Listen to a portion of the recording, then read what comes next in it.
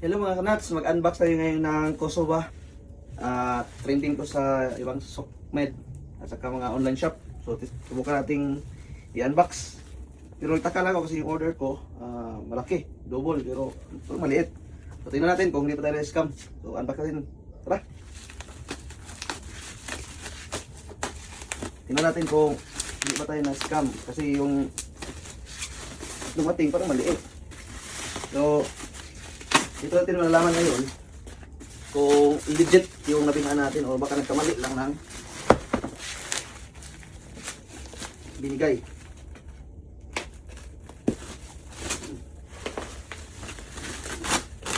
So, ito pala yun. Yung orderan natin. Okay, flex. Ikan sa kawadon, tanawa siya karon. Nagdanag sama sa adlaw nga mainiton. Why swerte paning kamot ragyud-yudi angkon. Pagsalig sa kaugalingon ug pagampo nga ligon. Bata nga wala tagda kanyato. Karon respeto na ang gihatag saya bro. Gikan sa ubos karon siya na sa taas. Nagpabiling mapainup sa non bisan taas. Pagka ako kasi maliit ka. Baka yung naibigay sa akin. Ay tama, dublik na to.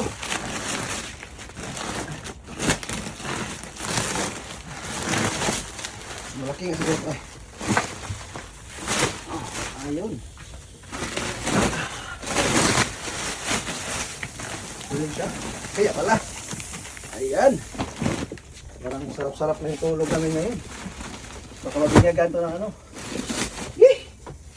So, tanggalin pa natin yung pinaka-plastic niya. Okay. So, yun na guys. Tanggalin natin itong pinaka-plastic. Ayan.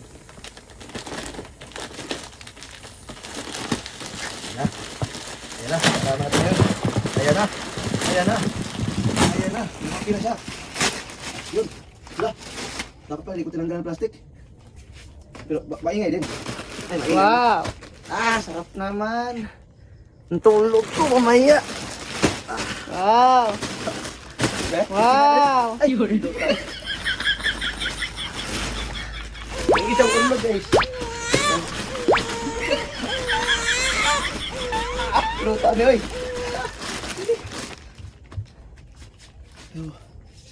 Wow! Dapat tayo ng higaan. Okay. Wow! Dapat ng higaan ko mamaya. Okay. Sarap ng higaan. Testing ka rin, testing. Wow! Ayun, di ba? Okay. Okay. So, yun guys, legit guys. Akala ko hindi legit. Wow! Tidak. Legit. Wow! Okay. Legit higaan, oh. Oh, sarap. Higaan guys. Tulog natin. So, akong buba ang plastic. Hanggang dito na lang. Maraming salamat sa panonood. Bye-bye.